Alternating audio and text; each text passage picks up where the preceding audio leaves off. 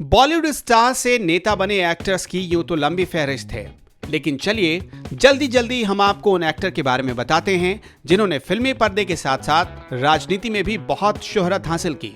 विनोद खन्ना। साल 1997 में विनोद खन्ना ने बीजेपी ज्वाइन किया और उन्हें पंजाब के गुरदासपुर से बीजेपी ने मैदान में उतारा। वो जीत गए। 2002 में उन्हें कला एवं संस्कृति मंत्री भी बनाया गया। विनोद खन्ना इस सीट से कई बार जीते। उनके निधन के बाद इस सीट पर सनी देओल को बीजेपी ने उम्मीदवार बनाया। राजेश खन्ना। 1991 और 1996 तक राजेश खन्ना कांग्रेस की टिकट पर पार्लियामेंट पहुंचे।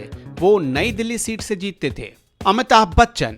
अमिताभ बच्चन ने 80 के दशक में राजनीति में कदम रखा। 1984 में बिग बी ने कांग्रेस पार्टी की ओर से इलाहाबाद लोकसभा सीट से चुनाव लड़ा और पूर्व सीएम हेमवती नंदन बहुगुणा को चुनाव हराया। हालांकि अमिताभ राजनीति में रम नहीं पाए और धीरे धीरे उन्होंने राजनीति छोड़ दी। संजय दत्त। 2009 में संजय दत्त ने समाजवादी पार्टी ज्वाइन की। लखनऊ से समाजवादी पार्टी ने उम्मीदवार बनाया, तभी सुप्रीम कोर्ट ने संजय दत्त के चुनाव लड़ने पर रोक लगा दी। इसके बाद समाजवादी पार्टी ने उन्हें पार्टी का महासचिव बना दिया। गोविंदा। गोविंदा ने साल 2004 में कांग्रेस के टिकट पर मुंबई से लोकसभा चुनाव लड़ा और जीते भी, लेकिन चुनाव जीतने के बाद फिल्मों की तरह गोविंदा का जादू राजनीति में चल नहीं पाया। 20 जनवरी 2008 को इन्होंने लोकसभा से रिजाइन कर दिया। दिनेश लाल यादव निरहुआ। 2019 में भोजपुर स्टार दिनेश लाल यादव निरहुआ को बीजेपी ने अखिलेश के खिलाफ आजमगढ़ से उम्मीदवार बनाया, लेकिन अखिलेश ने तकरीबन 1 लाख वोटों के अंतर से उन्हें हरा दिया। रवि किशन। भोजपुरी और साउथ फिल्मों के स्टार रवि किशन ने भी राजनीति में किस्मत आजमाई। 2019 के लोकसभा चुनाव में बीजेपी ने उन्हें योगी आदित्यनाथ की सेफ सीट गोरखपुर से उम्मीदवार बनाया और रवि किशन जीत गए।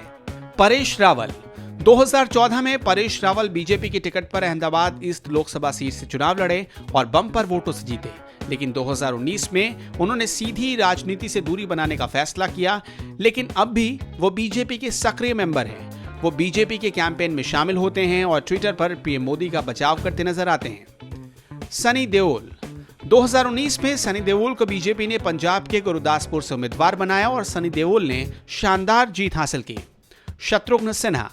शत्रुघ्न सिन्हा ने 1984 से राजनीतिक सफर की शुरुआत की। बीजेपी की तरफ से 1992 में नई दिल्ली सीट से उपचुनाव लड़ने का मौका मिला, लेकिन हार गए। बीजेपी ने शत्रु को 1996 में बिहार से राज्यसभा भेजा और अटल जी की सरकार में जहाज रानी मंत्री बने। 2009 और 2014 में भी शत्रुघ्न सिन्हा पटना साहिब से चुनाव जीते। 2019 में वो कांग्रेस में शामिल हो गए। बाबुल सुप्रियो। हिंदी फिल्मों में कई सुपरहिट गाने को आवाज देने वाले बाबुल सुप्रियो ने 2014 में बीजेपी की टिकट पर पश्चिम बंगाल की आसनसोल लोकसभा सीट से चुनाव लड़ा और सांसद बने। 2019 के लोकसभा चुनाव में भी बीजेपी ने उन पर भरोसा जताया और बाबुल सुप्रियो फिर जीते। राज बब्बर। बॉलीवुड में यादगार फिल्में देने वाले राज बब्बर ने 1989 में जनता दल का दामन थामा। कुछ सालों बाद वो समाजवादी पार्टी से जुड़ गए और 3 बार सांसद रहे। 2008 में इन्होंने कांग्रेस पार्टी को ज्वाइन किया और 2009 में चौथी बार चुनाव लड़ा और जीता भी। 2014 का लोकसभा चुनाव उन्होंने गाजियाबाद से लड़ा, लेकिन तब वो बीजेपी के जनरल वीके सिंह से हार गए। सुनील दत्त। संजय दत्त के पिता सुनील दत्त भी बॉलीवुड के सुपरस्टार थे। उन्होंने भी राजनीति में अपनी किस्मत आजमाई। 1981 में वो मुंबई से निकाय चुनाव जीते। 1984 में मुंबई नॉर्थ वेस्ट से सांसद बन गए। 2004 तक वो इसी संसदीय सीट से चुनाव जीतते रहे। 1993 में वो अपनी ही पार्टी से नाराज होकर इस्तीफा दे बैठे, क्योंकि उनका आरोप था कि उनकी पार्टी ने बाबरी विध्वंस को ठीक से हैंडल नहीं किया था। धर्मेंद्र ने 2004 में राजस्थान के बीकानेर सीट से बीजेपी की टिकट पर चुनाव लड़ा और स्टार पावर के दम पर सांसद बने, लेकिन 2009 के बाद से उन्होंने राजनीति से दूरी बना ली। उनकी पत्नी हेमा मालिनी मथुरा तो उनके बेटे सनी देओल गुरदासपुर से सांसद हैं। चिराग पासवान।